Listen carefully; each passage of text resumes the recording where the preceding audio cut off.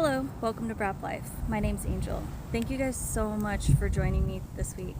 It's been really great to have you guys listening, have so many people responding, and nominating people and bringing up subjects that you guys want to hear about. So it's going to be really cool over the next couple weeks to put that stuff into practice. This week's episode, however, is with the Enduro Boys.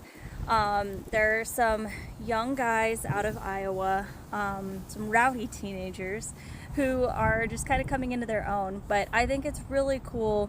These boys, there's 3 of them who are the main Enduro Boys, but they also kind of accept some of their friends into their little group. And from the outside looking in, essentially they're trying to inspire other kids to do what they do and to help grow the community. And it's really cool to see young kids doing that. So while the boys are a little rowdy and a little crazy, this is really fun. It's cool to see them, and it's cool to see their passion shining through. They want to get the word of hard enduro out there, and it's really awesome to see in this day and age. So I hope you guys enjoy the chaos that ensues in this episode, and we'll see you next week. Well, welcome back to Brap Life for 2 of you. Thank you guys for coming on and doing this. This is really cool. So reintroduce yourselves and kind of let us know a little bit about the Enduro Boys. We're the Enduro Boys. We're a group of friends. It's basically us 3, but sometimes we have other people that come along and ride with us, like Davin Shike, Jake Stallone, them guys. Sadly, we couldn't really get them in this call with us.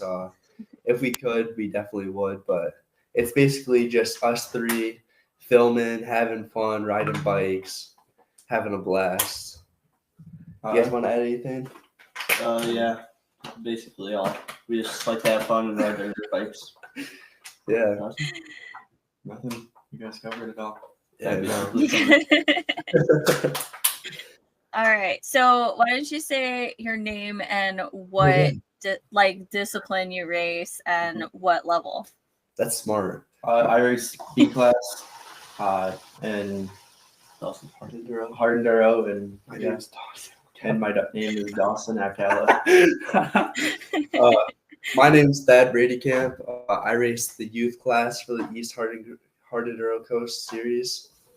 East Coast Series. I'm Bentlee Bradycamp. I race youth class, and I race hard enduro. I'm the Husqvarna. Awesome. What do you race? What's your name? My name is Angel, and I race whatever I can. I've done several disciplines. I've done enduro, hare scramble, MotoGP, but hard enduro is my love and the thing I struggle with the most, and the thing I have the most fun with. So yeah, I get it. We've done really everything besides Dawson. Have you ever raced a motocross race? Yeah. On my birthday last year, remember? Oh yeah, he's raced nice. A motocross race, but yeah, we try to race kind of a little bit everything, but we're more hard enduro. I want to get to GPs more. Yeah, GPs and sprint enduros would be fun to get to. Yeah, I did that in Texas last year, and I didn't really know what I was going to. In Texas, you can like ride on part of the track. They have like a family day beforehand, so I went with my friend as her kid, and I was like there just to get used to the terrain in Texas. I hadn't ridden there yet, and then I was on the track, and I was like, this seems really fun. I was like, I feel like I need to race. And so she was like, yeah, you totally should do it. But I didn't know the format, nothing. I just saw the track. So, and then I just signed up and I did it. And I was like 6 seconds off of 3rd place. So that was pretty cool for me. Yeah, that's pretty awesome. Just need to push that little extra. Well, and that's the thing is it wasn't my series. I've never ridden in Texas, so I didn't know the terrain. So I was just out there riding. I was like, I'm just gonna chill. And then when that happened, because I've never finished a race prior to that. I've always DNF'd, so I was like, no big deal, whatever. So when I saw that, I was like, damn it, if I'd actually tried. Yeah, it's okay. I've never raced in Texas either. Yeah, I wish there was more sprint enduros around here. Yeah, there's not Yeah. enough Enduros, locals. There was one like 2 years ago. Yeah. Yeah. It was last year. I got a gnarly burn right here Oh, from it. jeez. I remember that. Yeah, that He was was not stuck good. under his bike. I was stuck under my bike for like 6 minutes. Oh my It was so God. And your leg was just burning that whole time? Yeah, I was just right onto the pipe. Ooh. It was a fun experience. Oh, that is not fun. Okay, so this is a weird question. What kind of gear do you wear? Because like I feel like I've heard that some brands of gear have more protection on the leg than others. So I'm just curious, what were you wearing at that time? I think I was wearing O'Neill. I think I was wearing O'Neill. But right now I have a sponsorship with FaZe Moto. Okay, So, cool. How do you like that? Like what makes the FaZe Moto different than like the O'Neill? I'm gonna be honest, I don't really like the FaZe Moto. I'm kind of looking for a different kind because I feel like the FaZe Moto is a bit too baggy for me. It doesn't really like fit good. But it's not bad. It's really good gear. It doesn't rip easy. You know, the O'Neill, I felt like they rip easy, and right now I'm running their boots and helmets, and the helmets break instantly. The boots rip apart. So I'm not a big fan of O'Neill anymore. Last season I still use all O'Neill gear, but I'd go through a pair of boots just about every single time I rode. You wear Alpine boots? And then I wear Alpine Star boots and Bell helmets. Okay. Yeah, I have Contour's wrist, so I just wear their gear and a moose helmet. Nice. And how do you like that? What's the quality of that? I like them. I like how they fit. They don't rip easy. Just my gloves do. That's it. Well, it's kind of like what happens, right? You guys are out in the woods riding, so you guys are getting constantly hit with stuff. So yeah, we're always riding hard all the time, and it's gonna rip at some point. We just got done riding for this. Yeah, he just told us. Nice. Yeah, he told us about the podcast 10 minutes ago. We rode yesterday. It's okay. He told me about it like 30 minutes ago, so we're all on the same page. I know another thing, ripping gear so much with hard enduro is you're always helping somebody else. So like where he rips a lot of gloves, he's always helping people up hills and stuff. So that's a lot of wear out of it as well. Yeah, that makes sense. I definitely don't have that experience. Mine rip because I fall. So and I fall on a lot of rocks. So that's been the biggest thing. Yeah. You probably don't fall as much as me.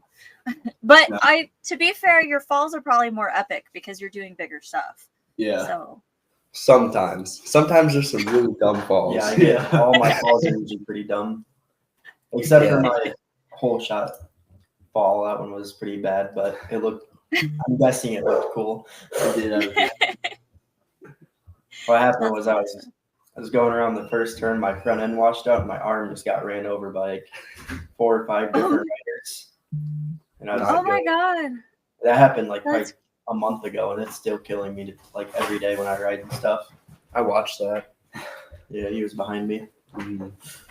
Oh my God. That's gnarly. That's the thing is, like, to be in hard enduro, you have to have like a hardened mindset, right? We've talked about that before, but you also have to have this like resilience in your body. You guys are young, so like you guys kind of bounce back a lot easier than us older people.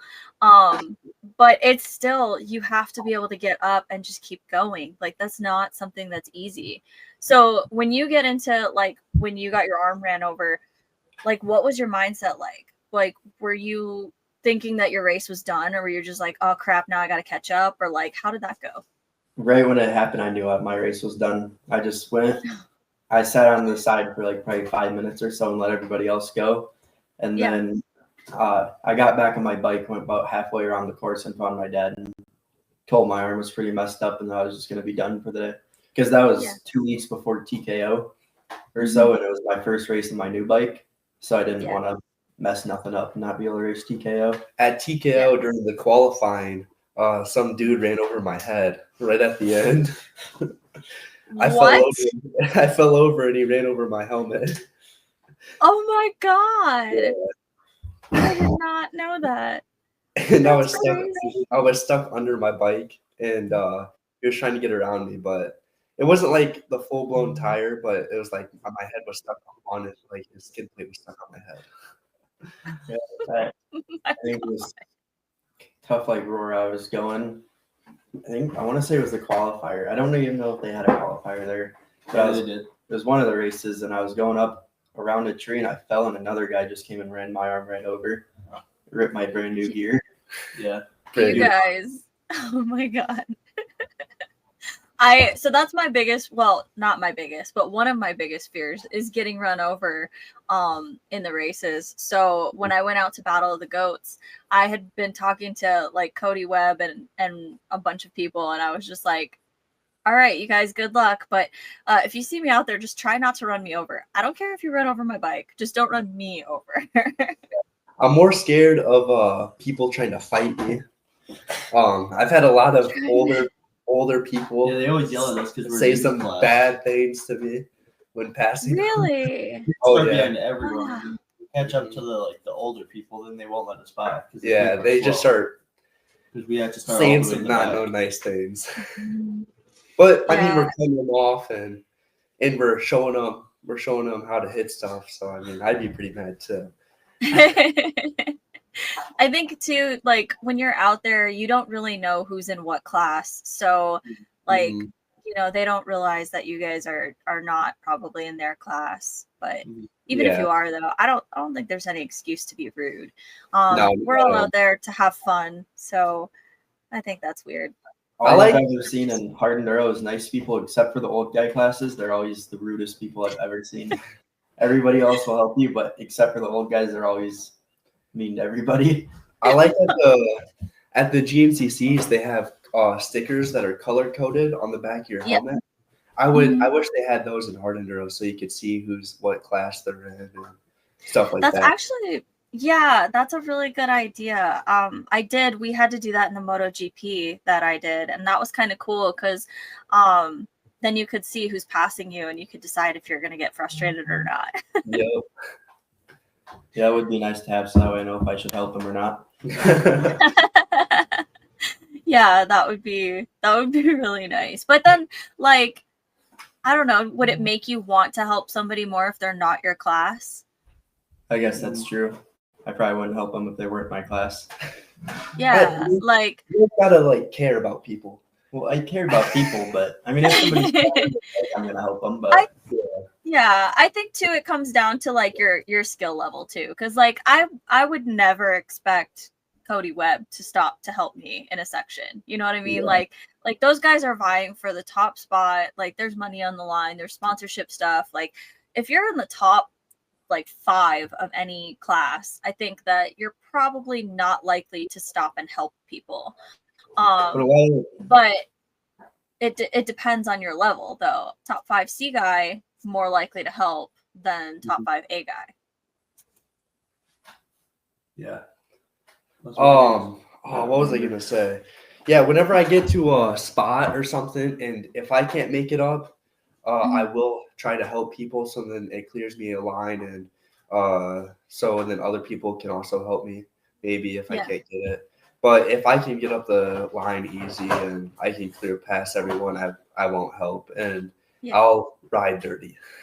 If I have to cut in front of people, I will.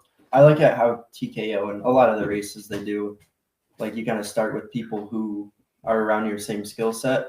So that way you all are struggling on the same thing and not somebody stuck on the easy stuff and then this guy's stuck on the hard thing. Yeah. Yeah. I definitely agree with that. Going back to TKO, you just messed with your hair. So let's touch on that. How was it to get to kind of hang out with the pros out there? That was a little bit different than like a normal hard enduro. We had more people from different places and you guys were everywhere. Yeah. Going back to the hair, it was really scary having Carson cut my hair. But it was definitely cool. And it's like bragging rights, you know. Carson Brown cut my hair.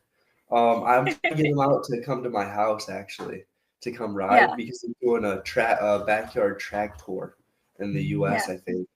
So I'm trying to get him to come out and ride my enduro cross section. Yeah. Heck But yeah. Billy Bolt, he didn't seem like he wanted to be on the Enduro Boys vlog. But it was pretty cool seeing and talking to him and talking to all the other pro riders, and it's pretty cool, ask him questions, and sometimes even if like I'm walking track and I see a pro rider, I'll ask him how to hit this the best way, and I learn from him. Yeah, last year we walked the track with Carson Brown. Yeah, last year we walked the track with Carson Brown, and also we walked some of it with Tristan Hart. That's what I love about hard enduro pros is I brought a friend with me to a TKO, and he couldn't believe that we just walked up to the tents and we're having conversations with the pros because he rides motocross, and he went to like GNC or not GNCC's, like the Ironman for the motocross race, and he had to wait in like a 2-hour line to meet Deegan, and he got like 2 seconds of his time and dealt with him. Yeah, I definitely think that all of our pros are super humble. But Cody Webb pointed it out that like we don't have the numbers that motocross and supercross do. So there's probably like 1,000 people trying to see Deegan or Roxon or whoever. And like, so they have to, just because of the numbers, they have to go through the line that quickly. There's not typically a huge line for our pros. There was in Erzberg. There was like a huge line to see Manny and Tristan, but like I was just like, I thought it was the line for the place where I needed to go for food, and I was like, oh my god, this is a huge line. So I was waiting in line, and then I saw it was that, and I was like, oh, I didn't need to be over here. But I was in line for probably like 20 minutes, and then I was like, oh, okay, because I got close enough. It's like, crazy because at like TKO, Manny, like no one was around him in sometimes, but I feel like most of the time in pros and different sports, people would be just surrounding them no matter where. Yeah. But it's kind of like, I don't know, it's just weird. I feel like if I ever became pro, it would be kind of nice not to have that crowd, Yeah. when you actually have time to do stuff. Well, but even somebody like Jarvis, right? Jarvis is the guy that most of us recognize. But because hard enduro is so niche, not that many people really know who he is. So I was helping him with clinics and stuff, and so we went out to eat as a group, and we walked into this place, and this kid earlier in the week had called him Tony Hawk. He asked for his autograph because he thought it was Tony Hawk. So we had this big joke that after that we're just like, hey guys, don't worry, it's not Tony Hawk. Like, and he gets mistaken for him all the time, but nobody knows who Graham Jarvis is. They know who Tony Hawk is though. I bet Cody Webb gets confused with Travis Pastrana a lot. The first time I ever seen him, I thought he was Travis. Yeah, I've heard that before. People think Webb are brothers, but they are. Oh, that's so funny. Yeah. And it's hilarious because if you've ever seen Cooper Webb, he's not that tall, and Cody's like insanely tall. So I'm like, there's no way they could be related. And you can look up online if they're related, and it'll say they are. Yeah. Really? Yeah, I looked up on ChatGPT, I think, and said that they were. Maybe they are. Maybe they're just telling lies. Yeah, maybe they're all lying about it. It's so funny. There's a new artist that popped up on my Spotify, and it's like people you may like or whatever, music you may like. And the last name was Webb. And so I screenshot it and I sent it to Cody, and I was like, is this a relation of yours? And he's like, nope. And I was like, there's too many of y'all that are not related. Like, you have to be related somehow. Yeah, I've never heard Webb until I got into dirt bikes. Yeah, exactly. I was like, it's not like an awkward name, like it's not weird, but it is definitely not common. It's not Smith. So yeah. I was like, there's something to this. It's a conspiracy. Yeah, I have our pros in hard enduro are super cool, and just the fact that I can just message Cody Webb and just make a joke with him, I think that's really, really cool. He's super humble. He what? I said, yeah, he won't reply to me. But sometimes Tristan Hart doesn't reply to me, but I haven't, or Carson Brown doesn't reply to me. I send him DMs about my haircut and him coming to ride my track, and he doesn't answer. Oh, maybe he will soon. I know that Carson's social media is run by like a team. So a lot of times they look at stuff and then they have to like run it through the team and everything. So I don't think that Cody and Tristan are on that level, but I'm not 100%. I can't speak to that. Maybe. I don't know. Tristan has replied to me before. I mean, Well, that's good. I can get it out. I'm pretty. I asked him if he wanted to race. I'm pretty sure. I'm 90% sure Tristan has never replied to me, and I was trying to schedule him for a podcast. So You know what? he agreed to it. Yeah. And I mean, social media is hard, right? When you're training all the time. You guys have the experience with that. Trying to film and edit, and you guys go to school, you guys work. Like, what else do you do in life? And then School does start tomorrow. No. I've been in school. Ooh. I got to do college courses. That's something. I do runs. I go on runs. I did the Tough Mudder yesterday. I can With hardly walk no now. shoes. With How no does shoes. that? Well, what happened? So I went and I was like 3 miles into the course, and it's like 11.5 miles or something. I think the whole thing was. And I get to this obstacle called the Mud Mile, and it's like they just mud pits. So then I jump in, and my shoes were really heavy. I was like, oh, I can't run like this. So I was like, I'm just throwing these things off. Because I was going to run barefoot in the first part. But I was like, I better not so I don't get thorns stuck in my foot. But now all my feet are just super cut up. But Yeah. It was a fun That's experience. crazy. I don't know that I would call it fun, but yeah. I mean, I run. Yeah, I think when I'm older, I do want to try to do like the Moab 240 and like one of those long races. The ultras. Yeah. The ultras are really, really cool. If I can get enough money, because now I'm trying to commit myself to too many things. If I can have enough money, I would like to do the Black Canyon Ultra and do it's a 50-mile race.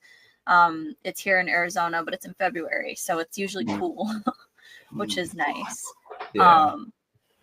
I think running is very similar to hard enduro because you have to push yourself in the same way, kind of just make yourself keep going. I found that out. Yeah. But we also ski and snowboard. I'm the only one that skis, but I'm trying to get into snowboarding. Me and him. I golf. He golf. I don't golf no more. I used to. Not no more. Football. He plays football. I do cool flips. A lap on the second race at TKO. He did a lap on the second race. I didn't. Me too. I have bike problems. What was that? Yeah, that was crazy. To hear about your bike issues and to hear how everybody was running around trying to help you, that was really cool. It seemed like you had a lot of support. That was awesome to see. Yeah, that was disappointing. Definitely, because I've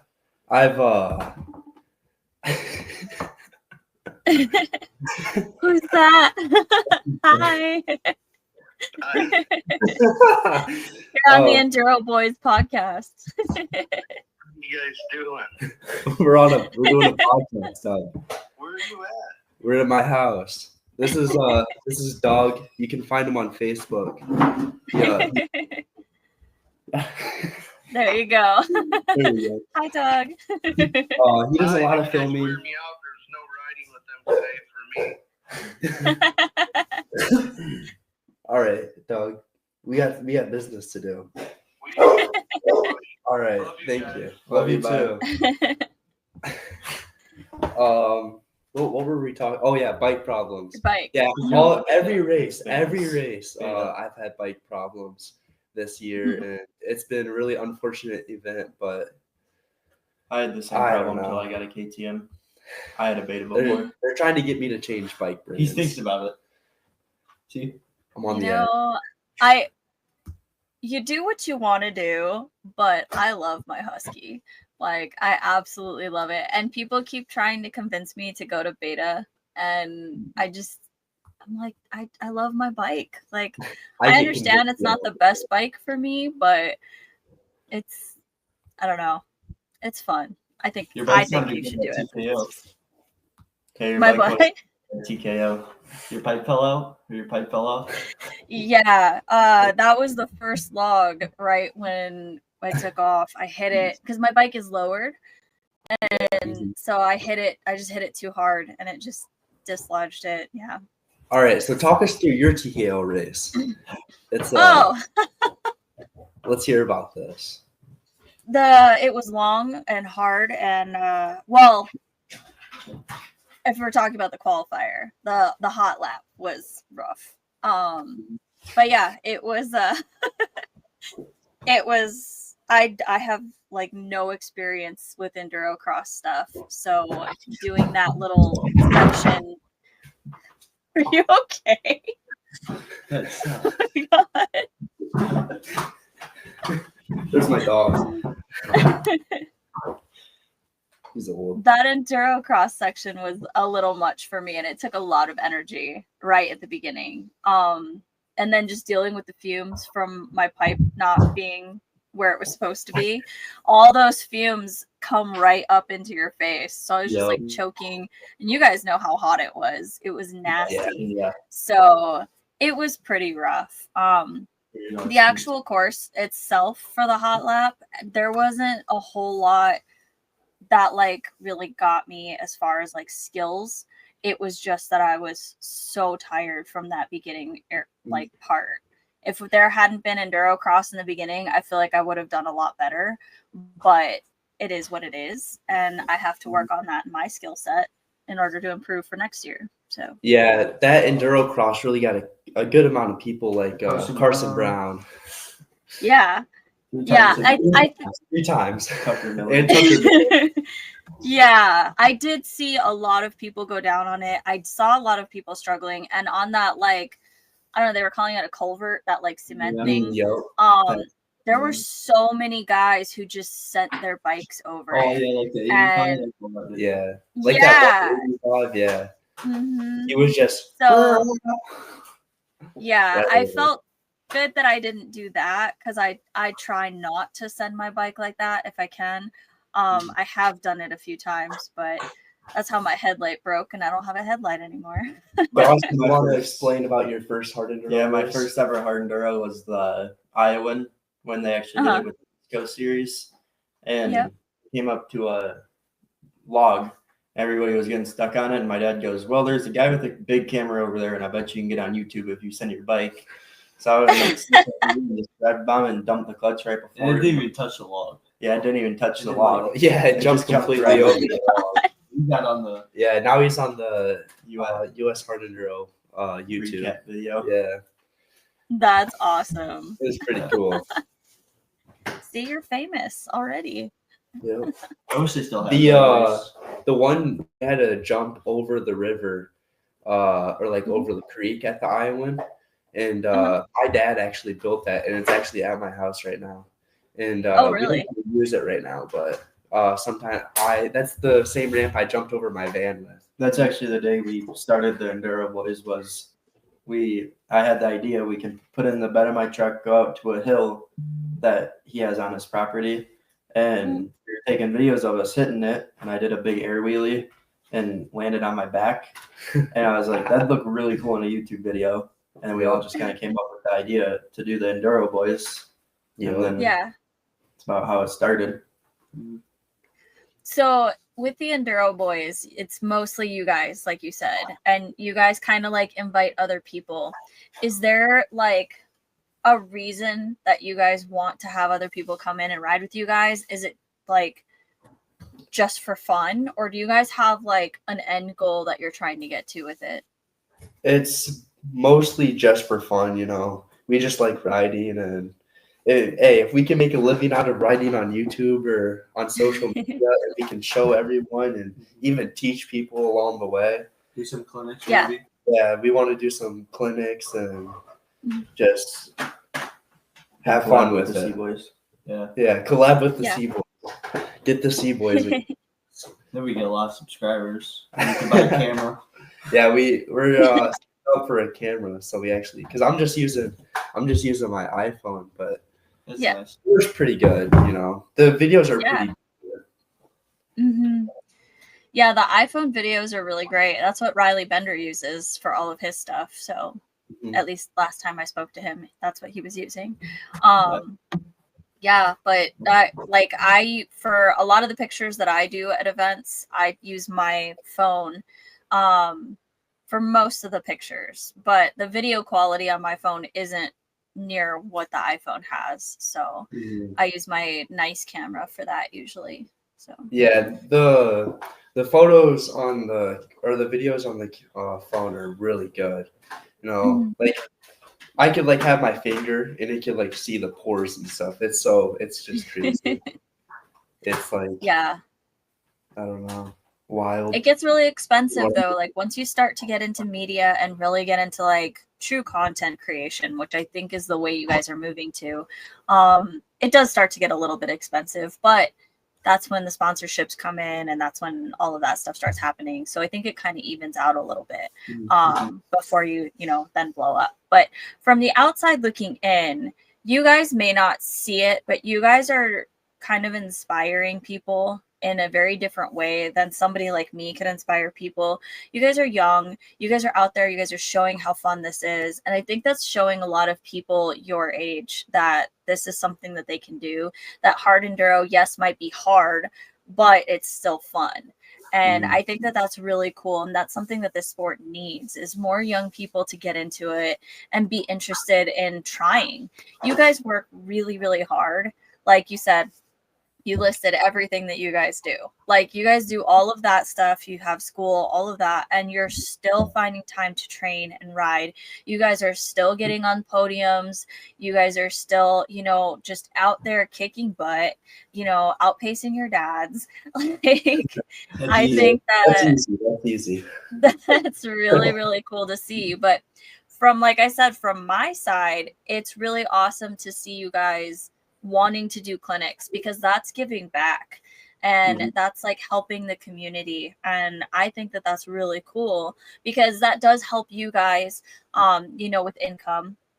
But it also helps the next generation learn how to do things properly. And in the end, it'll elevate everybody's levels, because, I've talked to quite a few people, and especially at the pros, like the pro level, they say that like when you're out there working with riders who are, maybe you're working with like a C class rider and you're an A rider, you can still see how they do stuff and you can still learn something from them. It might be what not to do, but you still can learn something. Yeah. So I think it's really cool you guys are willing to do that and just kind of take that time. So kudos to you, because it's not easy. It's not at all, but we try getting enduro out there more, like because everyone's like motocross, GNCC, Supercross, but I think the real fun's out in the mountains pushing your bike for miles. Everyone thinks it's not fun because you have to struggle so hard for so many hours, but it really is fun. But I think the funnest part about it is completing it. Yeah, No. the after feeling. Yeah, the after fun. Yeah, it's like, You can have fun in the race, wow, did I really just do that?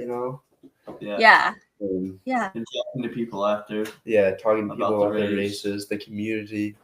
I think we have a really good community in the hard enduro world. We've been to sprint enduros, and people have threatened to put sugar in our gas tanks, and motocross races, people just bitching and all this, that. But I think enduro definitely has the People better really community, nice. Everyone helps out, people, if you're stuck, they'll help out, they'll talk to you, they're nice, you know. Yeah. Not old people. Yeah. Not old people. Yeah. No, I completely agree. I struggled through TKO, that hot lap, and I was out there for 3 hours. It was 3 hours, 5 minutes and some change. Like, that is a long time. But there was such a cool feeling about being in that last creek section, and I was like dead tired, but I knew I was so close to the end, and there were people like lining the side that were just like yelling for me, and they were like so excited for me, and I was like, dude, you guys realize I'm not like anybody, right? Like, Yeah. I'm not doing this well, but people were like screaming my name, and like it felt like a movie. And my friend said this too, like, people started like chanting my name, and I was like, this is really weird. And then I was like, okay, I've just got to make it through this section, because I was getting embarrassed. Like, I was like, oh my god, everyone is watching me. At one point, Ryder LeBlanc was over there. I don't know if he was actually watching me or just track walking, but I was like, I know he heard my bike, so Yeah. I don't know who didn't hear it. But, Hey, oh my god, I'm sure you probably heard it, you just didn't know what it was. You probably thought it was a car. Probably. Was so Yeah. loud. It's cool when people are watching you. yeah. And it's like, I don't know, it's like, it is like you're in a movie, you I know? feel like I always Like- go faster by Like people. Tristan Hart, when you Yeah. watch me do that 6-foot splat. Yeah. That was awesome at Battle of the Goats. Yeah.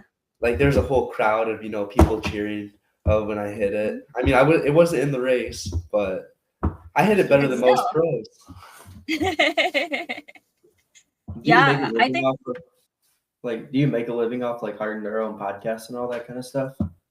No, I do it completely. She Just for does fun. it for fun. Yeah. And any money, so this Enduro Boys. podcast does make a little bit of money, but not like enough to live off of. And everything that it makes, I turn around and I put back into the community.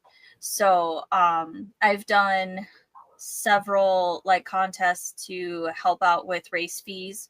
And then I've also helped out a couple people behind the scenes, but it's all from the podcast money. So I don't keep any of that. That doesn't go to my travel, my racing, none of that. So, you know, this is all about the stories of you guys, like all about the stories of the riders. I don't feel it's right for me to make money off of that.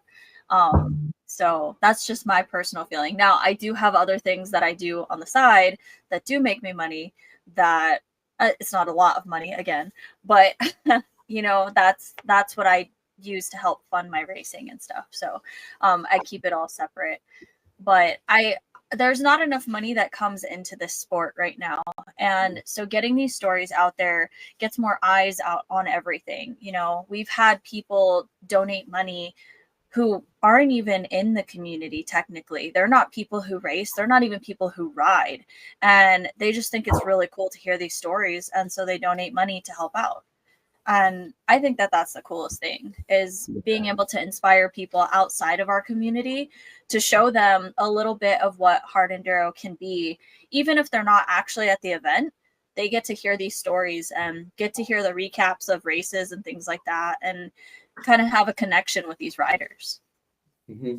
Speaking of money, if any people are hearing this, you know, and they want to sponsor the Enduro Boys for a video, and they have a brand or something, and we can shout you out for $100, and it's for a video idea. I can't disclose for what, but if you're listening to this, you know, hit us up. Heck yeah, that's awesome. It's a pretty cool video idea, but we can't say it on here. We can tell you after. It takes a while to make. Yeah, it might take a while to make, but Yeah.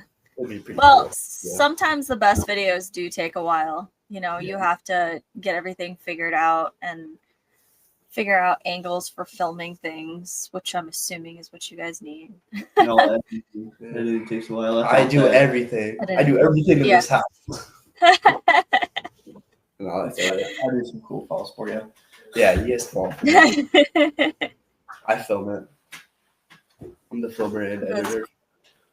Yeah, it's a big job. I mean, it's not easy to do content like that. it takes a lot of work. And going back to your question, I don't really make money off of this. This is a passion project for me. I've been following hard enduro for 11 years. So even before I started riding, and it's cool to see it grow. It's cool to see more kids get into it and start having passion. That's what I feel like I see with you guys. You guys are pushing really hard, and it's really cool to see that passion shine through and see you guys get excited at the races. It's fun. Yeah, I've seen a couple like 65 riders and stuff that ride hard enduro, overseas and stuff, and those kids are good. I was watching them on Instagram. They're just ripping. I can't wait to see Radman grow up. Oh my God, that's gonna be so cool. When he can do a hard enduro for the first time, like he's gonna rip. It's gonna be so awesome to see. He is. That's gonna be pretty cool to watch. Mm-hmm. So is he like an honorary enduro boy? He is. So we got, Chase Salon, Devin Shike, Devin Alcala, Zach Heister, Dylan Alcala, James. I mean, they're just kind of like side characters, They're here. They're here. We'll put them in a video, co-host. Yeah. We just like having fun with it. It doesn't go too deep, but just people riding. Are there big plans for Rad to keep racing, or is he just kind of just once in a while, occasionally? He rides a lot. He rides all the time, but I don't know. He's probably gonna race all the time, and he hasn't been racing a lot lately, but he's been riding. Yeah, he usually just rides like harder stuff, and BJ usually drills him with like, what to do. Say you're stuck on a rock, how to pop up the front tire, go through rock sections, and gets him, doing really good. But he doesn't really go to like air scramble races that often. He'll go once in a while and race, but I don't know if he always gets scared at races. Yeah, he always gets scared. He has to get through this like mindset that he has, or this like, and he lets people by. Yeah, he lets people by, and he's just like scared. I don't know. It's a big thing to be in a race, and at such a young age, it's hard to explain it. It's such an abstract thing. Even people my age struggle with their mindset with races. People get scared, people get nervous. The girl that I was with for TKO, she was like in the morning just like puking because she was so nervous. She's like, I can't eat anything. I was like, girl, you gotta eat. And she was just so ridiculously nervous. And she races GNCC. She says she does it before every single race. She's like, I'm always like this. And I was like, that's insane. That's how Bentlee was. I used to do it before like every hair scramble, moto. Yeah, just everything. He'd always puke. Throw up. Now he doesn't. Oh my God. I don't think Billy Bolt did in the race. Yeah, Billy Bolt. Video of that. Oh, that was gross. Him puking. I wish I hadn't watched that video. That was really gross. I was actually on lunch at work when I saw it, and I was like, oh, I'm not hungry anymore. Yeah, I wouldn't be hungry after seeing that either. Yeah. Well, so are you guys going to be doing the rest of the East Coast rounds this year? Yeah, we are. He's doing the Mad Moose. He's doing the Mad Moose. I think that's it. Okay. Right? That's what Dougie Fresh was saying. We're trying to get him to do the rest, but me and Bentlee are going to do the rest of the East. Oh, yeah. Football games every Friday night. Yeah, he has football, so he's too cool for racing. He doesn't Saturday morning. What he's saying, he doesn't like dirt bikes. Yeah. That's what he's trying to do. Well, football has a better chance for money than dirt bikes. If he was good. But, oh my God. Well, it's still you guys are young and you got to figure your stuff out. But I hope to be at least at one of the Ohio rounds, if not both of them. We'll see about racing it. I am trying to figure out a bike rental.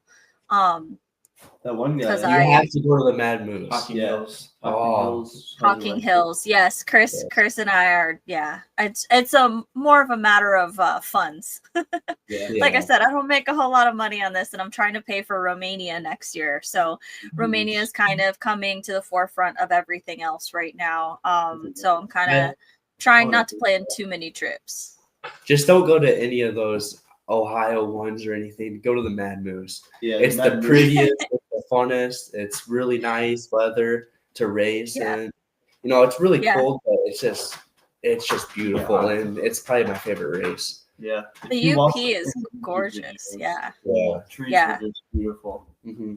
That's the one that has that like really cool section where it's like a really like tight I'm trying to think of how to like through the rocks. Yeah. Stairway to Heaven, or Yeah. It's like something I saw. I don't Quinn Winslow go up it. we have something Yeah. like that at Hanson's here right next to Oh, us, really? where they had the Iowan at. They actually built it for the Uh-huh. Iowan, but we hit it all the time. Well, not all the time, but we'll hit it once in a bright moon. What is it? Is that the thing? The ladder, you know, in between the rocks. Yeah. It's like in between the rocks. It's like this steep, and then there's like a rock above that you could hit your head up, head on if you standing up. I love the edit stand up, so I'm good. Yeah, this guy doesn't stand up. Bad form. Bad form, Dawson. What I was saying earlier is I'm all muscle and no skill when it comes to racing. Muscle takes a lot. Like you really need to have muscle for this. Like when I first started riding, I didn't have a whole lot of muscle. I wasn't an athlete. I didn't do any of this stuff. So picking up my bike, even once or twice, would just make me so tired. I was like, all right, I'm done.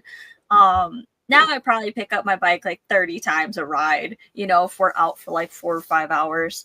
But you have to have muscle to get through some of those sections. Like you can't just, I mean, you probably can if you have a lot of skill, but I can't get through all those sections without having some muscle. So I've had to really work on that too. So skill and muscle, very important for riding. I'm more skilled, not muscle. I don't really have a lot of muscle. I'm in between. My first ever hard enduro that I won. It wasn't like the East Coast or anything, but I just used all muscle that whole race. I had no skill. I just pushed and pushed and pushed. It was so bad. I think that it's cool to see people want to try and have proper technical skill. As a shorter person, you really have to try and have better technical skill, have to have a lot more balance. I can't just put my feet down like you guys do in a lot of sections. And that was part of the thing about TKO, is that through those creek sections, so many people paddle through it and they just put their feet down and they can walk themselves through. And I don't have that advantage.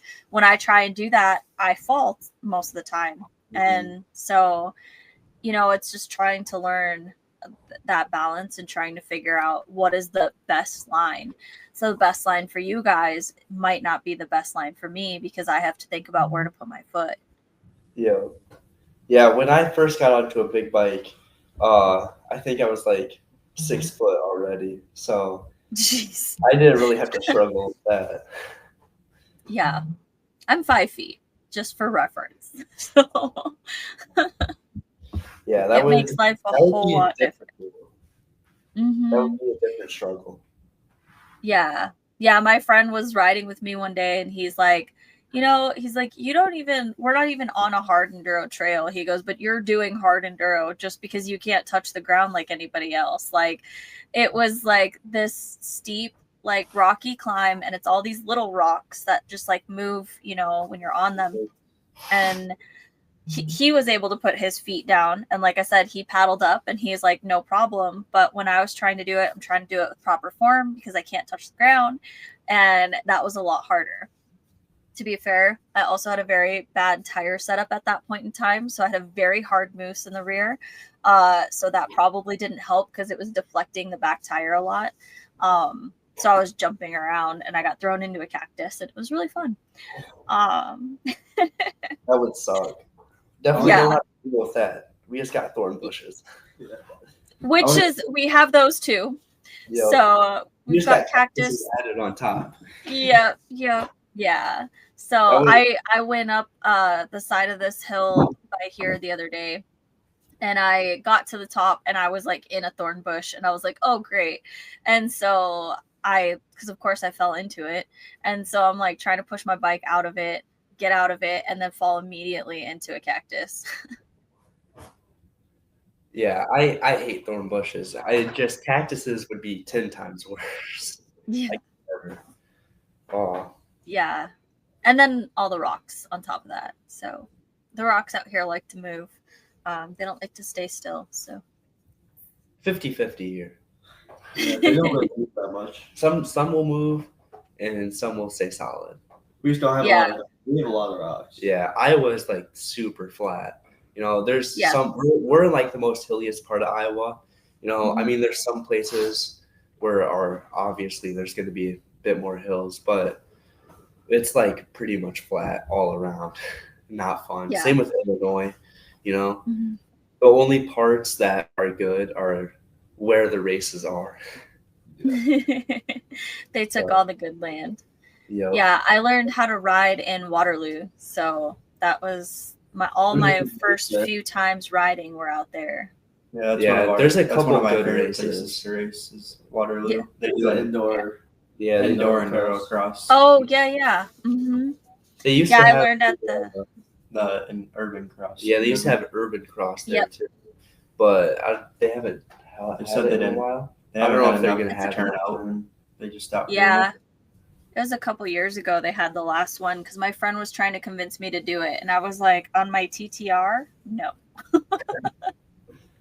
Yeah, I got to do it, but that was like 3 years ago. I think that was one of my first ever C-class first places was at the urban cross. It was 3 years ago, and Mhm. I had an F in school, so I had to beg my parents to let me Aw. do it. Oh, that sucks. Yeah. My friends, I think 2 of them went to that one, and they had a rough time. They do more motocross stuff. They do enduro, but they don't do hard enduro. But they had a lot of fun. But they were like, yeah, I probably won't do that one again though. It was an Did you have a experience. Honda 150? Huh? Did your friend have a Honda 150? No, I don't think so. I think What are you doing? one was on it. Well, there's 2 girls. Oh, it wasn't a girl, guys. It was guys. Wow. No, I don't know anybody who was on a 150. Drew Well, they were Allen. struggling. Drew Allen. He was not on a 150. Was he at that time? 3 years ago. Oh, 3 years ago maybe. Yeah, he had that CRF 150 that he used to rip. He used to shred. Now he's a blue collar guy. Yeah, LDX. Wait, no, what is it? LDX lawn care? No, A&L no. lawn care. No, A&P lawn care. A&P. A&P lawn care. Shout out to A&P lawn care. They'll probably never see this, but shout out to them. They might. You never know. We're in 29 countries now, man. Ooh. We're growing. So What's you guys are gonna be the heard record all over. episode so It's far? still our dads. Still your dad's. Yep. They just had like 10 more downloads last week. So Oh my. they're Well, we're still all best with inching my- up. like, You the guys, minimum the podcast. last time I checked your guys' episode, it was like 20 less than them. So you guys still had more than Cody Webb. Yeah. If that makes you feel Well, better. It's because we're better. It's because we're better. But yeah, we'll so keep going. Next one, Cody's gonna be. you guys have been to all of the East Coast races so far, I think, right? Like Yeah. over the last couple years. Yeah, you guys have been at every single round. This year, one of the Ohio races is in a different area. Have you guys ever ridden Wellsville before? Never. But we rode by based, it, kind of. yeah, we rode by it, but based on what Cody Webb took videos and pictures of, it looks sick. It looks Yeah. like it's gonna be a fun time. Wellsville is legendary on the East Coast. So Isn't there when a I lot of first hills? moved, is what? Isn't there a lot of hills there? Yeah, there's a lot of hills and there's a lot of rocky, like cavey kind of sections. But some of the hardest hills in the East Coast are at Wellsville, so I'm told. So It's gonna be a there's fun race. oh Very- yeah, I am really excited to see what they put into it because I've seen tons of videos of that place. So many people told me I needed to go ride there. And I was like, y'all, I don't have the skill set to go there. But now that they're doing the hard enduro there, I'm super excited to see it. And that's why I really want to go. Like I said, I don't know if I'll race it, but either way, I just want to see it and see what you guys can do in it because it's pretty gnarly. Yeah, hills scare me. Yeah. Steep hills. Because we don't have scary. hills around here to Like practice. Cairo. Like Cairo. it's all flat. Cairo. Yeah. Yeah, hills can be very scary. I've started to push my comfort zone and do a lot more of them when I'm in California with the boys. But like the worst thing for me is when it's like single track downhill with a bunch of rocks. It freaks me those out. are sketchy, especially like super steep ones. Mm-hmm. Yeah. Those are bad. Yeah, like what you said at Cairo's. Oh, it was just like that. It was Mhm. so steep. I couldn't even walk down. We did a trail walk and I just slid down every single one of them. Yeah. Speaking of California, have you ever seen like FMX hill or FMX ramps on the hills and stuff? Mm-mm. No, Really? I have not. When I go, we kind of go at weird times. I feel like we always miss the crowds. So like the last time I was at Jawbone, there was like a big event the weekend before and then a big event the weekend after. But the weekend that we were there, there was like hardly anybody there. To be fair, it's also a really big place, so it could have just been in a different area.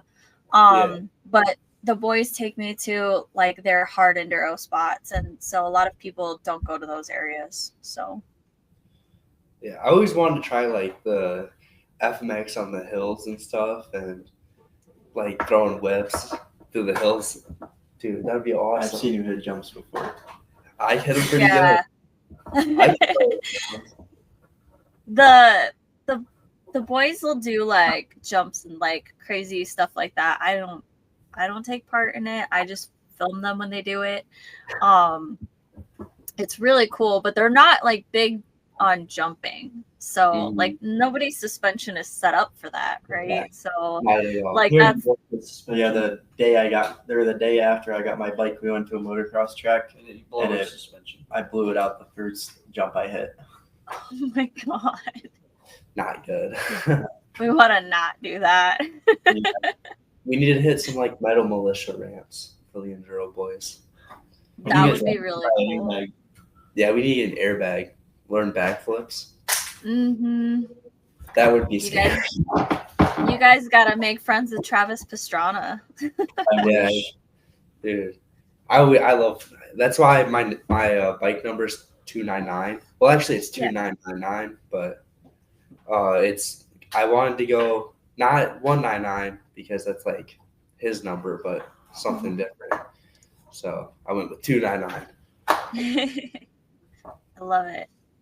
Absolutely love it. Well, if you guys could hit any of the other races in the country, what one would you want to go to? Hawaii. Hawaii. Wow. Okay. I don't care. Oh, I care. All right, explain. Oh, Okay. okay. I do. Plot twist, Romaniacs. Romaniacs would be. Not even in the U.S. Enduro Series. What's the one? Silver Kings. Silver Kings would be fun. Oh yeah, in Idaho. All of them would be fun. I wanna go What to am I Mo- talking I wanna about? go to Every Moab. single one. Moab would be insanely fun. Or Page. Canada Outliers, or yeah, Oh, the Outliers. Yeah, that's happening in a couple weeks. it is. Don't you need a passport? Mm-hmm. That is. Yeah, I Yep. think that's You only need a passport and there's like a whole lot of paperwork you've got to fill out to cross country lines with a dirt bike. So That just seems like a waste of time. it's a really, really cool area, though. I haven't been to that area, but it's part of the Badlands. And I've spent a lot of time in the Badlands in North Dakota and South Dakota, and it is unreal terrain. When I was out there, I was hiking and running, and it rained, and I had never been out there, so I didn't know anything about it. But it's clay. So if it rains even the slightest bit, you're slipping and sliding everywhere. And I immediately, like, because I was already out hiking when it happened. And so it rained just like a tiny little bit, enough to wet the ground. And then I was like trying to go down this hill, and I slid all the way down on my butt. Because I was like, oh my God, I didn't expect it. Because it had been perfectly grippy 2 seconds before that. Yeah. So, yeah. So it would be really interesting to see dirt biking on that kind of terrain, because it can get so dry so quickly, but any kind of moisture, and it's slick. That's isn't Tristan from around there? Mm-hmm. Yeah, that's where. Yeah. Yeah, because I remember I was watching a recap of it, and he was talking about that's his home riding place. Yeah, So, that was pretty which cool. is, it speaks a lot to his talent, growing up somewhere like that and being able to ride stuff like that. I mean, Canada has so many options for riding. It's insane. I don't think we talk about it enough, honestly. We talk about American riding a lot, but there's a lot of really cool places in this world to go and ride. I don't know if you guys follow, there was a Vikings, I'm not going to say it right. I'm not even going to try. There was a huge race in Iceland this weekend. We'll just go with that. And yeah, it was really, really cool to watch that and see. They're like on what looks like volcanic rock. It's just this black, like really crazy looking dirt, and it was awesome. So I have a couple friends who were racing it. Yeah, I was watching it. Mm-hmm. I really want to kind of far away. I really want to go right at the Trials Training Center where they have TKO. I think that'd be really fun to Go play ride. Yeah, I want to make a trip out of that and go ride. We probably could here in a couple weeks when my dad goes to get his truck. When we were in Tennessee, we were about 30 minutes away from the hotel that we were staying at the first night. Yeah. My dad blew his transmission in his truck, so he had to get a rental car or a rental truck. He drove it back home, and then he had to come back a week later to drop it back off, and now he has a rental car. Now he's going to have to go back and get his truck again. Oh my gosh. Yeah, why not make a trip out of it, right? Yep. And then we can go do cliff jumps. That was probably the funnest part. Yeah. Oh my Cliff God. jumps is so fun. Y'all are adrenaline junkies. Seriously. That's what you should be. The adrenaline boys. Yeah. Besides, these guys don't do cool flips like me. It's okay. Bentley's like, I can ride, so that's what matters. So what are your guys' aspirations for next year for racing? Like, what do you, if you could have your dream, what would next year look like for you? Dominate every race. Beat everyone. In what class? I can't be in youth no more, so I'm going up to B. So dominate everyone in B class, and then have them force me up to A. All right. That's pretty awesome. I want to get like top 3 overall for the East Coast Series next year, and I want to get like a podium finish just about every race, if not like a top 5 every race. The best I've done this year was at Locked and Loaded. What'd you get? So I got 7th there.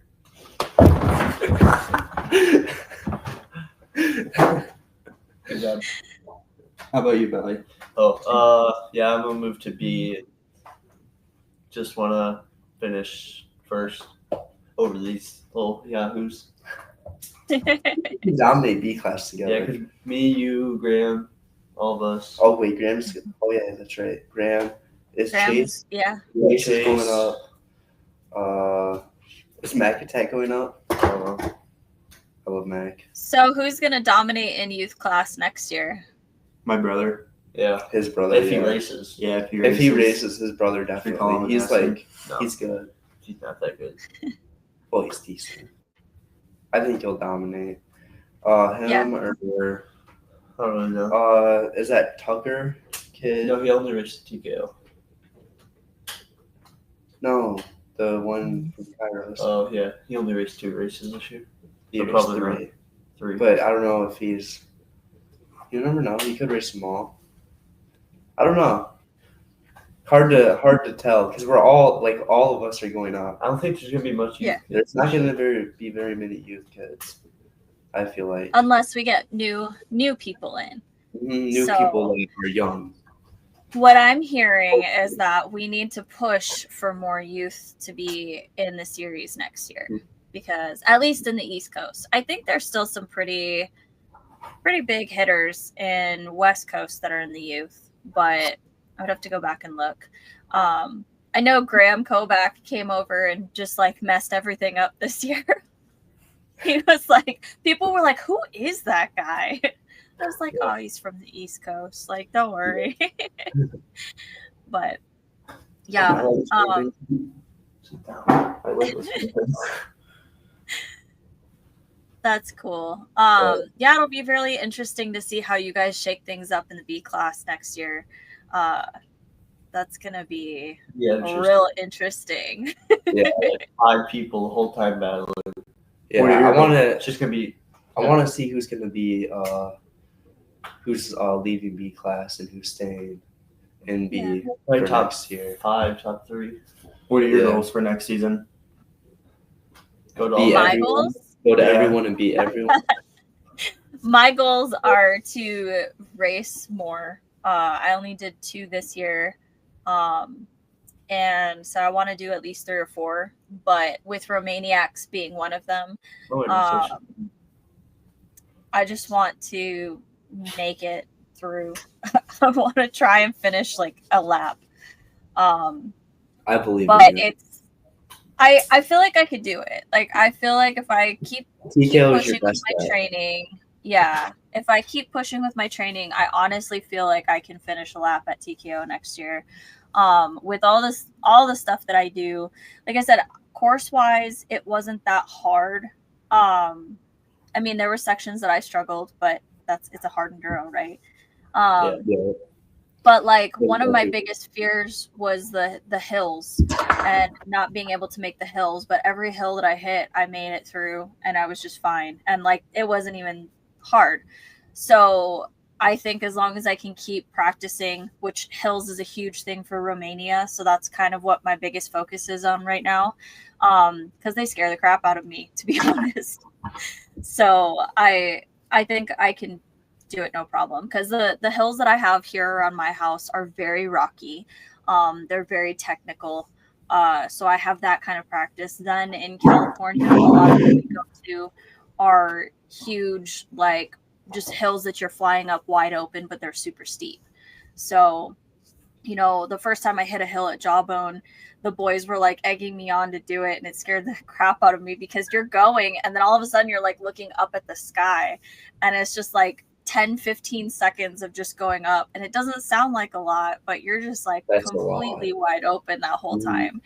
And it's all sandy, so it's just like trying to get over the mental factor of I'm going so steep, this is so high, like, and then it's sandy, so you're fishtailing a little bit and trying to keep it under control. And at the top, so at the place that I was at, or the line that I was at, you get up to the top and you have to take a left, because otherwise if you keep going, you hit this pipe. There's like a huge pipe that runs through. You don't want to splat onto that. But yeah, so for me, that's the biggest thing, is just being prepared. For Romaniacs, I want to finish every day. I don't need to place well. I just want to finish every day. So that's 50 to 70 miles every single day for 4 days. So yeah, but if I can do that, you guys can hit your goals. So hopefully, you're gonna do it. Just Yeah. it's all about mindset. You have that mindset. Yeah, exactly. Just keep focusing on that mindset, and whatever it is that you want, you can make happen. Look at what I've done. I've come from nothing, no skills at all, to, yeah, I didn't do well, but I raced TKO. Like, I made it, I didn't finish the whole thing, but no one ever thought that I would be able to do that. I was constantly told when I first started riding that I would never be able to race hard enduro. And here I am trying. So At least you tried. yeah. That's all that matters. Yeah. Some people are too scared to try. Mm-hmm. Yeah, people let things hold them back. And that's what I think is part of the inspiration for, like, that you guys are providing to people. You guys are really young, and like, it's cool to see you guys building your skill set, working so hard to do it, but then also just like, you guys are out there, you're doing it, and you're not waiting for this is going to sound terrible to your parents, but you're not waiting for permission. You're just going and doing it. So I think that that's really cool.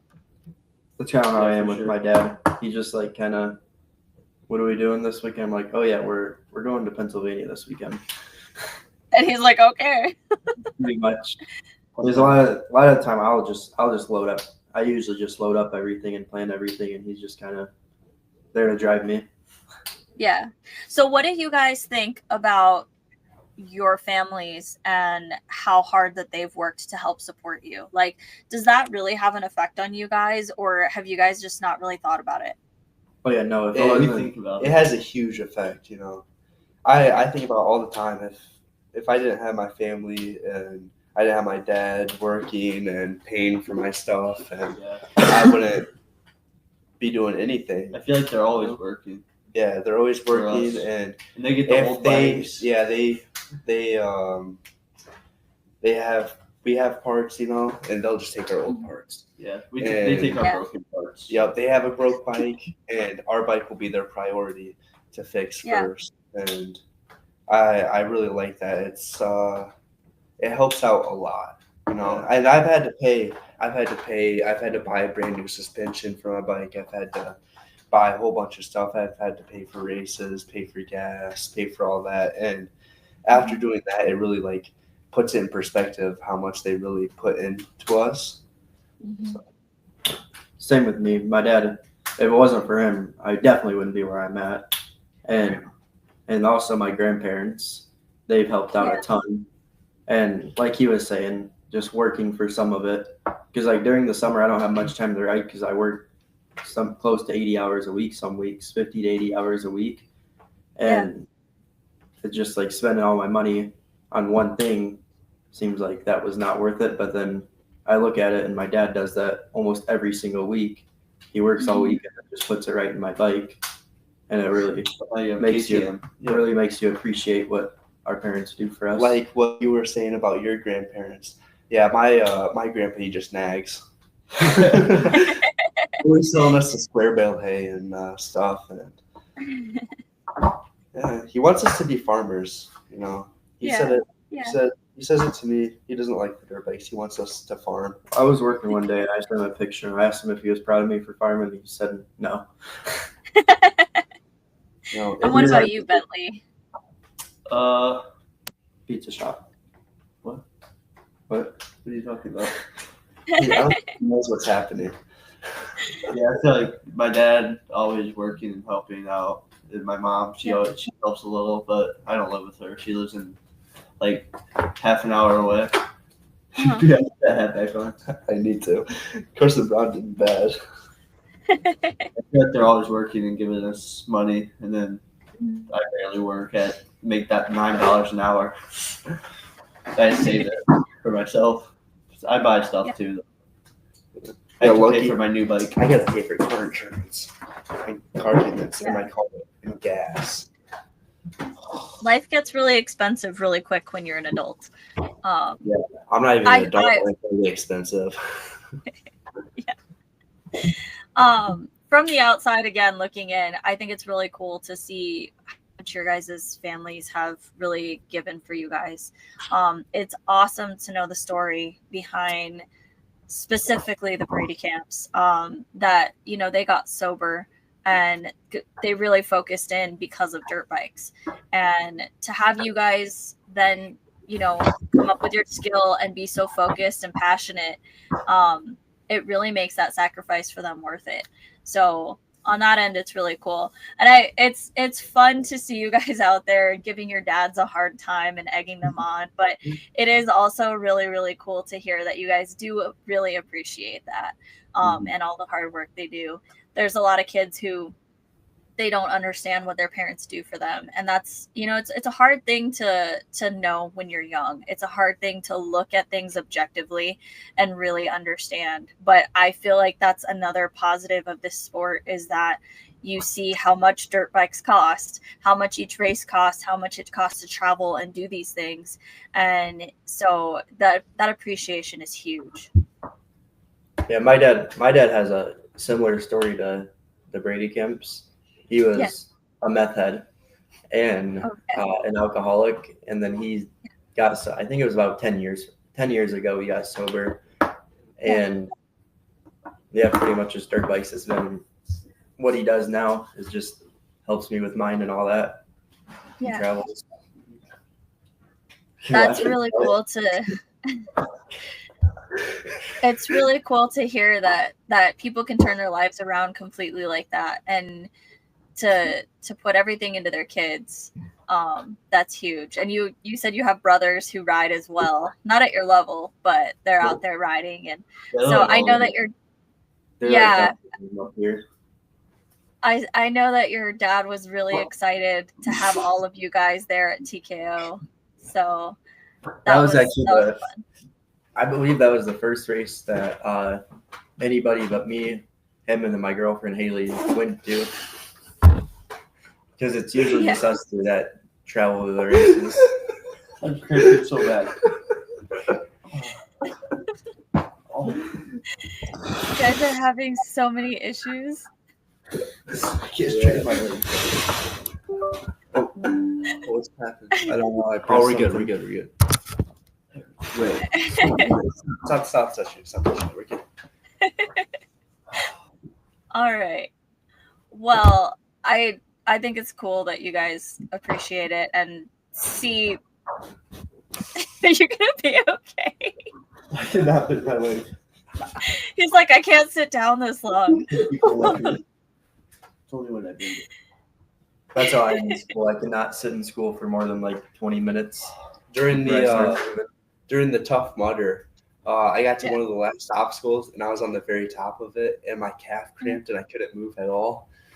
Oh, it was so bad. It was like, I don't know, it was like a 15-foot in the air, but still, it was just scary.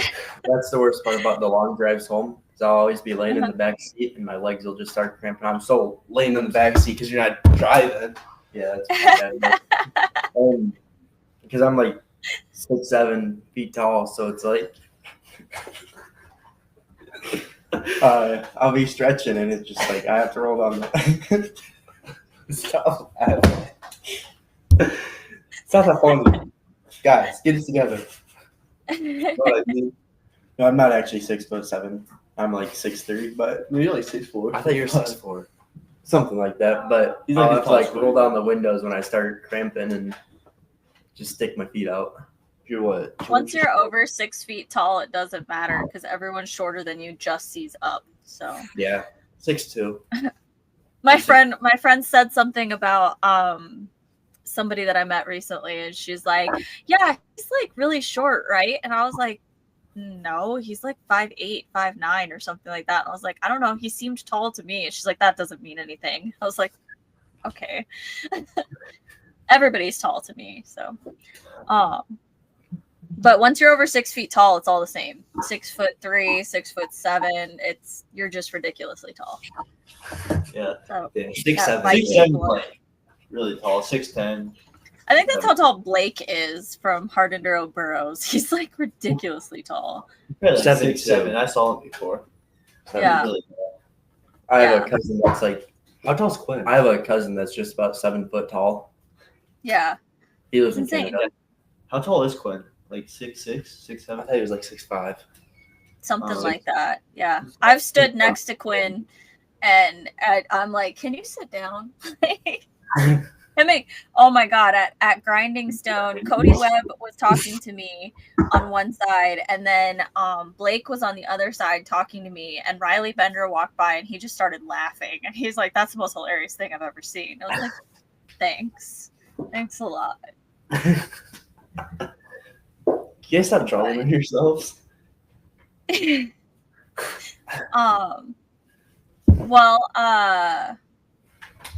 trying to think. Oh, I did have one question for you guys. So we talked a little bit before about nutrition and about like training and things like that. Have you guys made any changes to your racecraft, or do you plan on making any changes prior to next year? Dawson, before TKO, he drinks 7 Red Bulls. Yeah, I drink 7 Red Bulls before TKO both 2 years that I went there. And like before race, I'm not gonna lie and say I eat healthy. I probably eat like just fast food the whole way to the race. Yeah, I don't race. I usually eat watermelon, I don't really eat that. or I don't either. eat because I puke it up if I do. Well, look, the night before TKO, I came over to their cabin because we were staying in cabins, and BJ challenged me to eat 10 s'mores. So I ate 10 s'mores the night before I raced TKO. They're little like big s'mores too. They're Oh my God. massive.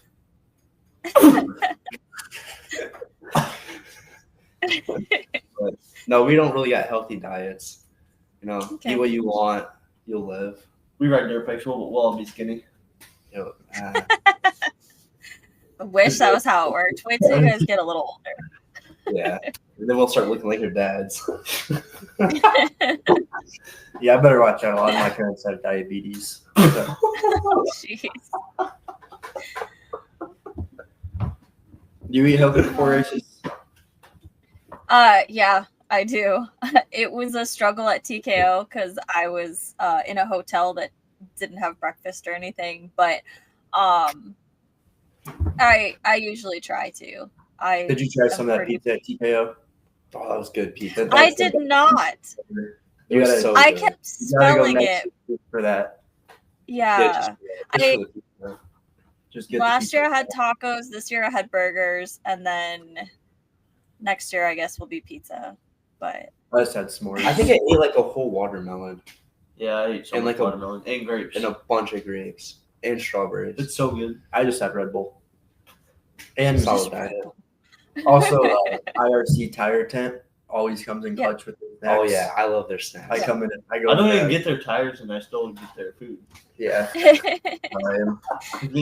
I use their Us three tires. have plus. Yep. Yeah. Yeah, not you.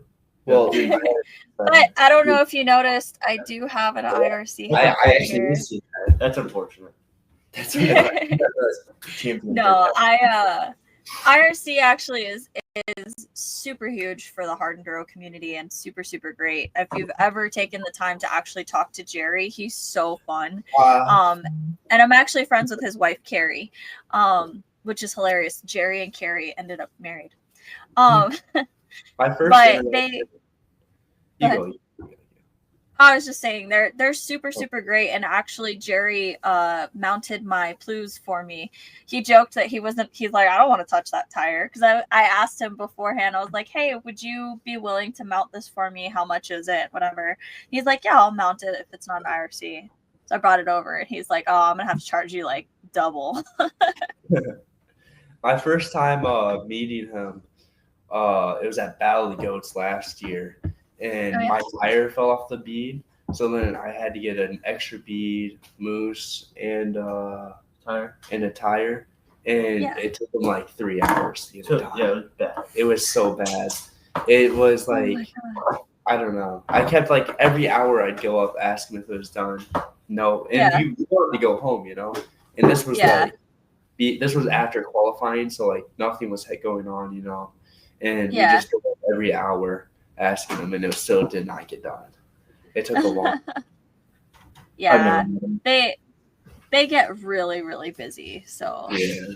like they've got a lot of stuff that they have going on outside of they're not just changing tires there. They have a lot of media they're doing and working on bikes and stuff like that, trying to coordinate all of that. So it was really kind of interesting to hang out at that tent this year and see kind of all the insanity that goes on behind the scenes and one of the pro areas. Mhm. Because I mean, I was at the Champion Brick Racing paddock for Battle of the Goats, and the amount of work those guys put into their bikes after every single time they ride is crazy. Yeah. You know, Matt Adams has such a standard for what the bikes need to look and ride like, which I think is really cool. You know, his bikes are up there with the factory bikes essentially. Like, you're not going to find a better looking bike unless it's factory.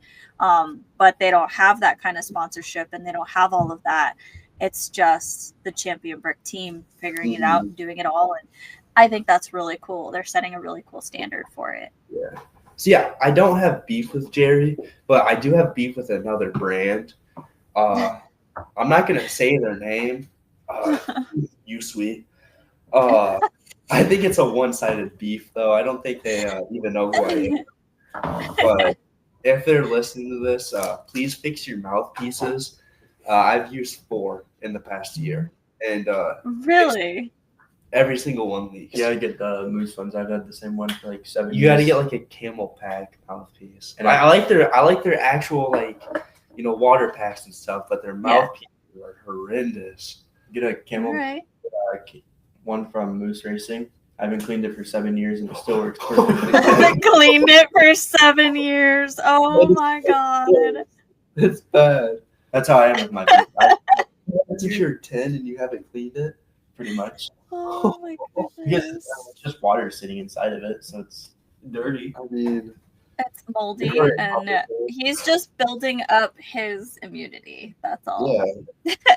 That's all right. I'll be sure to mention your grievance when I talk to you, Sui, in a couple Thank you. weeks. I need to assert dominance over him. Tell them It's my own brand. I'll take a sponsorship because Yeah. racing water pack. I thought it was good. Yeah, Well, it's good. I'll support them. I'll support them if they give me free mouthpieces for my life. Yeah.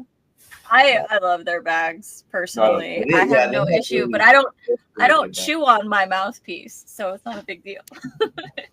I don't chew on mine either. Somehow it like just breaks. I don't get it. I chew on mine Every like the whole entire race. Yeah, I got a brand new water pack last year. It instantly just started dumping water, and then I changed it out, and that one was leaking water all over too. It was so bad, and they didn't have mouthpieces at TKO last year. They didn't come with any. That made me even more mad. That's when you just drink Red Bull. Smart. Where the Red Bull thing came from is it was my first time making TKO 2, and I got hurt in the TKO 1 with my knee. I just took I think it was like 600 milligrams of ibuprofen, and then everybody just started handing me Red Bull, and I just kept drinking Red Bull until I went out. They almost didn't let me have a Red Bull. They said I was too young, and then I said, "What if I get parents' consent?" And then I got a random person and told them to act like my mom, I think it was, and they still didn't give it to me. So then I had to go to a different Red Bull worker. They were kind of stingy with the Red Bull this year. Yeah. Yeah, this year they Were didn't give they? out much. Yeah, last year you Really? could just keep going up and getting as much as you want. I only Last had year like they funny. didn't. I only had like 6 or 7 this year, and the years before I had a lot more. Only had 6 or 7. Your heart is going to explode. That's insane. If I Yeah. drink a full Red Bull like all at once, I get shaky from the caffeine. Like, it's too much for me.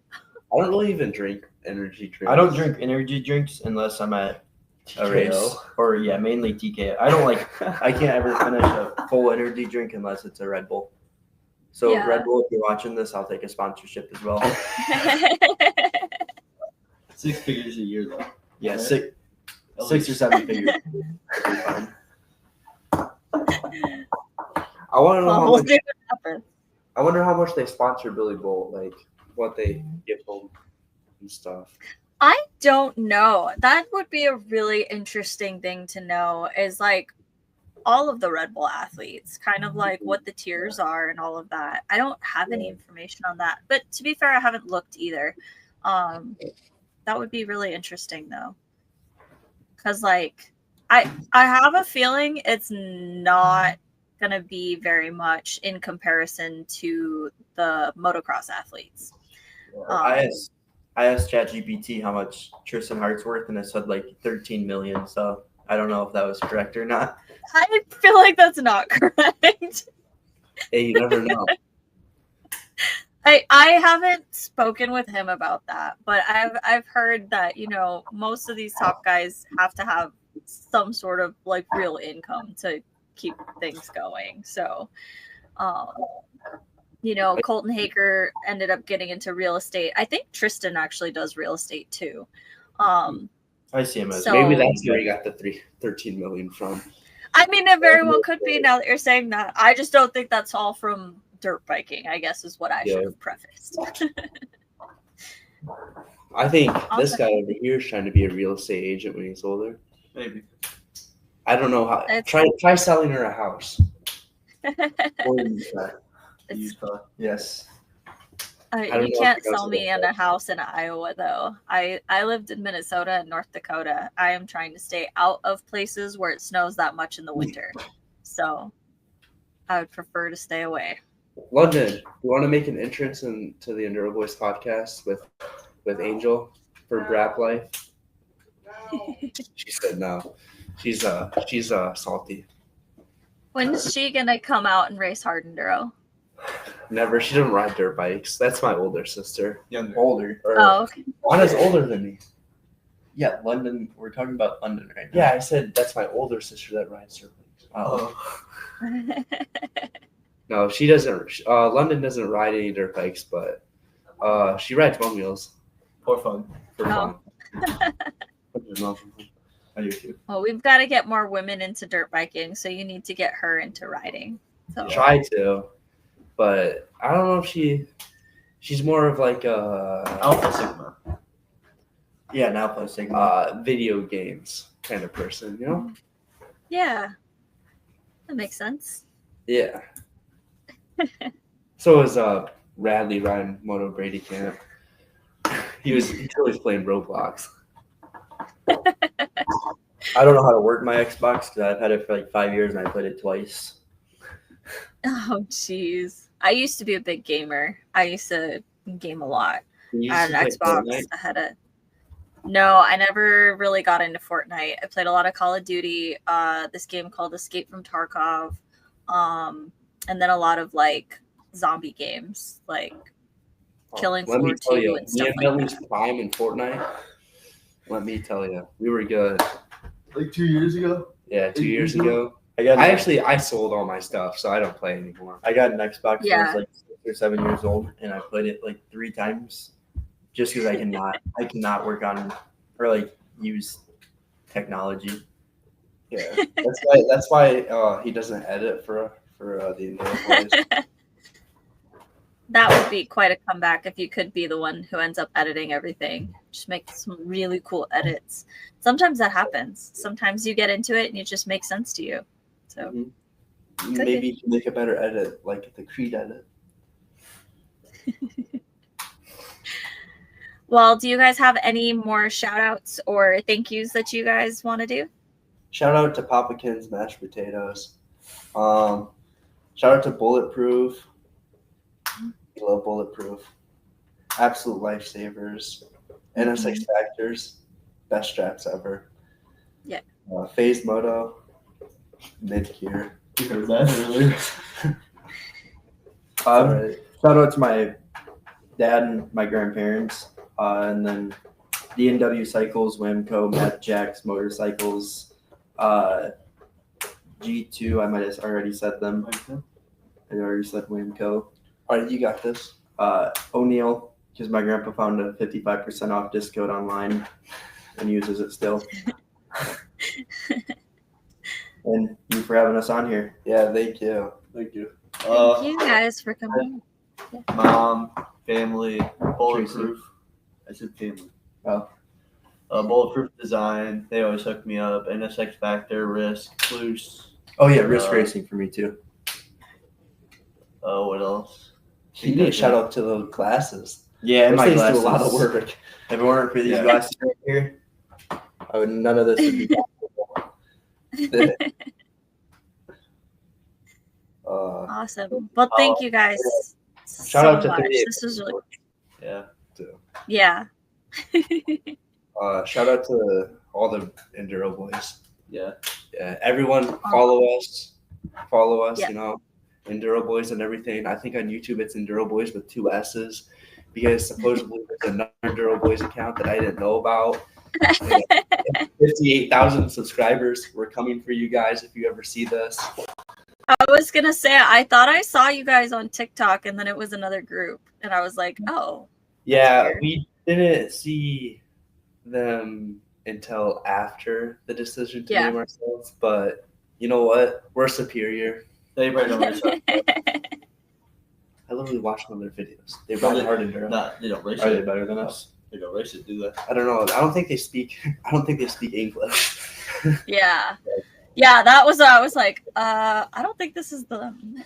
Yeah. But yeah, we'll link everything in the description so people can just Awesome. easily click over to you guys. So Yeah. Make sure for Winco, they're like my biggest sponsor. They sent me some free stuff once. Well, we get all the parts for Bulletproof. Yeah. yeah, Bulletproof. bulletproof for sure. We love Bud. Yep. Bulletproof Yes. is awesome. Bulletproof. If you're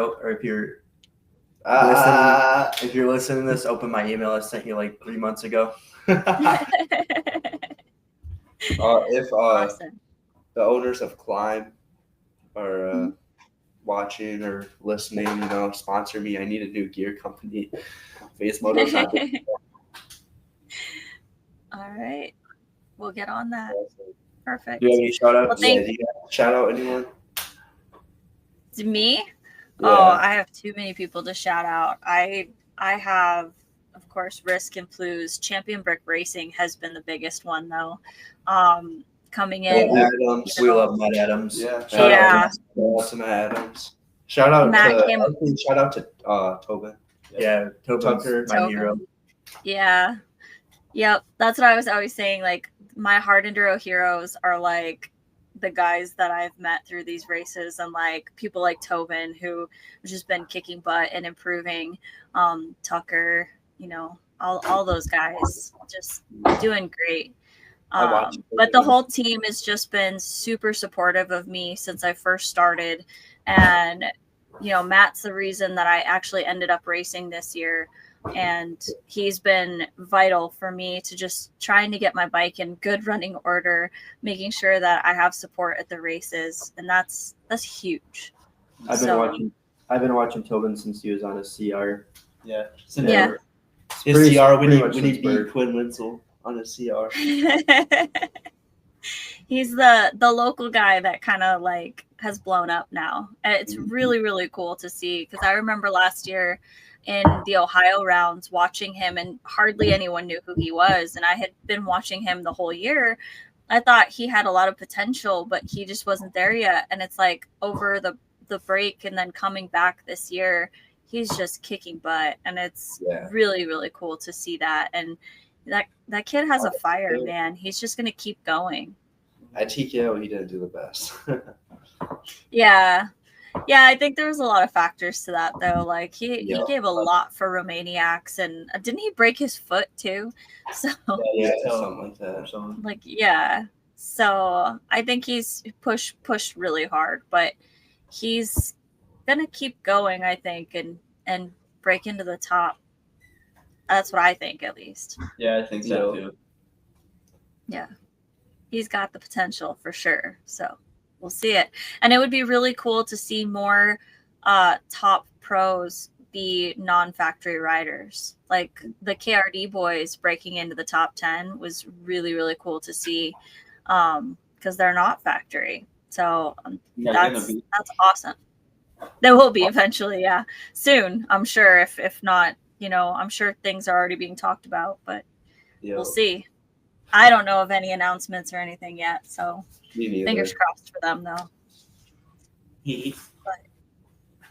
But it shows that it is possible, right? It shows that it's possible for normal people who have skill to be able to do it, and I think that that's really cool. So I don't think any hard enduro people are normal. We all have something than us. We're all a little bit crazy. You know. Awesome. Well, thank you guys so much, and Thank you. Yeah, thank you. Thank you. hopefully see you in Ohio. Yep. Yeah, Pound pound it. him. Noggin. See ya.